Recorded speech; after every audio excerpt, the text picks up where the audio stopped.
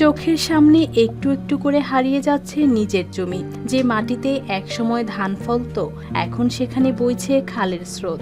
যে বাড়িতে এখনো মানুষ বসবাস করছে, আগামী বর্ষায় সেটি থাকবে কিনা নেই সেই নিশ্চয়তাও। প্রতিদিন এমন অনিশ্চয়তা নিয়ে দিন কাটছে চট্টগ্রামের ফটিকছড়ি উপজেলার কাঞ্চননগরের 18 টিলা এলাকার মানুষের। কারণ ভয়ঙ্কর রূপ নিয়েছে ধুরুং খালের ভাঙন। কৃষক শ্বাস করে খেত করে ব্যাগ সব ওগুলো হচ্ছে গই এখন দোয়ান গই তার দুইজন দোয়ান গই তিন আলে জমিন গই আরো ভবিষ্যৎ রাস্তার লোক যাবে গই। টানা বৃষ্টি ও পাহাড়ি ঢলের পর বদলে গেছে খালটির চিত্র। তীব্র স্রোতের আঘাতে একের পর এক ধসে পড়ছে নদী পার।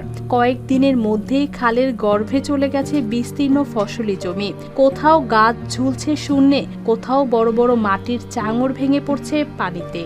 অনেক দূরে, এখান থেকে প্রায় 1/2 কিলোমিটার। ভাঙতে অনেকের জায়গা জমি এবং কি বাড়িঘর পর্যন্ত অনেকের চলে গেছে, নিঃস্ব হয়ে গেছে সবাই। স্থানীয়রা জানান ইতিমধ্যে প্রায় 60 শতক কৃষি জমি ও 3টি দোকান বিলীন হয়ে গেছে। তবে সবচেয়ে বড় আশঙ্কা সামনে। ভাঙন আর মাত্র 50 ফুট এগুলে বিচ্ছিন্ন হয়ে যাবে ফটিকছড়ি ও লক্ষ্মীছড়ি উপজেলার গুরুত্বপূর্ণ সড়ক যোগাযোগ। 18 টিলা, আজাদিপাড়া ও মানিকপুর এই 3 গ্রামের প্রায় 5000 বাসিন্দা এখন প্রতিদিন আতঙ্ক নিয়ে দিন পার করছেন। সোয়ান গ্রুপের একটি পণ্য। ভাঙন শুরু হয়েছে, সেটা এখন দক্ষিণ দিকে যখন শিফট হচ্ছে, যেমন এটা হচ্ছে এই পুরো এলাকার মেইন রোড। আপনার অল্প আর মনে হয় 200 ফিট পরেই হচ্ছে রোড। আর যদি ভাঙনটা কন্টিনিউয়াস থাকে বা ভাঙতে থাকে, কদিন পর আমাদের যে মেইন রোডটা ভেঙে যাবে। আর হচ্ছে মানুষের ফসলি জমি থেকে শুরু করে বাড়িঘর থেকে শুরু করে সবকিছুই হুমকির মুখে পড়বে। পানি উন্নয়ন বোর্ড জানিয়েছে তারা ক্ষতিগ্রস্ত এলাকা পরিদর্শন করেছে। বর্তমানে প্রায় 130 মিটার এলাকা চরম ঝুঁকিতে রয়েছে। তবে বরাদ্দ পাওয়া গেলে প্রয়োজনীয় প্রতিরক্ষা কাজ শুরু করা হবে বলে জানিয়েছে সংস্থাটি। পানি উন্নয়ন বোর্ডের প্রতিনিধি ওই স্থানটি ভিজিট করেছে।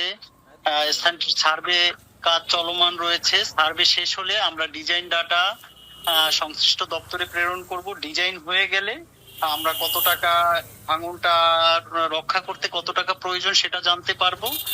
আর পাশাপাশি আমরা ওখানের জন্য থোক বরাদ্দের জন্য আবেদন করব। আমরা যদি থোক বরাদ্দ পাই তাহলে আমরা ওই ডিজাইনের আলোকে কাজটি বাস্তবায়ন শুরু করে দিব।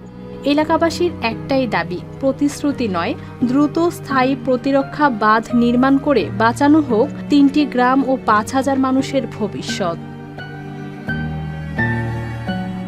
News desk, RTV।